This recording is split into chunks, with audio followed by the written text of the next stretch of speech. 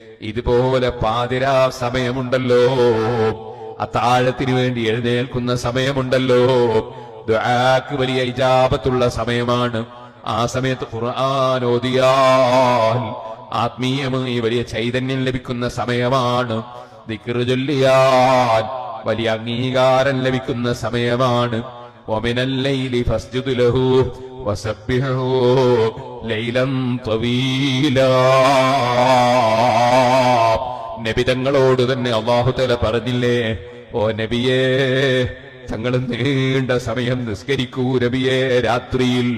വമിനൽ ലൈലി ഫസ്ജുദ് ലഹു, രാത്രിയിൽ നിന്ന് തങ്ങൾ അല്ലാഹുക്ക് സുജൂദ് ചെയ്യൂ നബിയേ. വസബ്ബിഹു ലൈലൻ തവീലാ, നീണ്ട സമയം രാത്രിയിൽ തങ്ങൾ അല്ലാഹുവിന്റെ പരിശുദ്ധത വാഴ്ത്തി നിസ്കരിക്കൂ നബിയേ.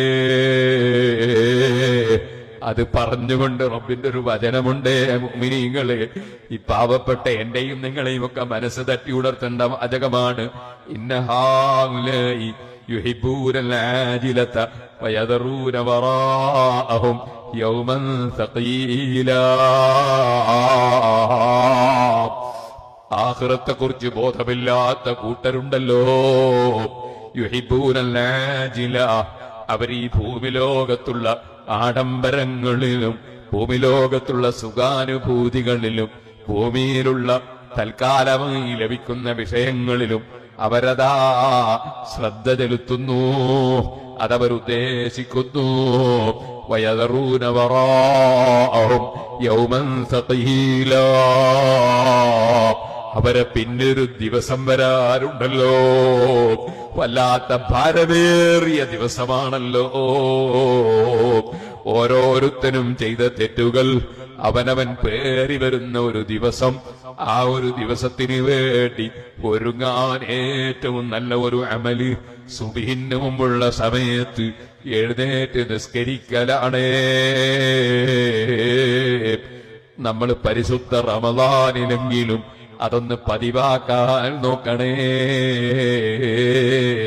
ഞാൻ ചുരുക്കട്ടെ പറഞ്ഞു വന്നത്, പാതിരാ സമയം ദുആക്ക് ഇജാബത്തുള്ള സമയമാണ്. നിസ്കാരത്തിന്റെ ശേഷം ദുആക്ക് ഉത്തരമുള്ള സമയമാണ്.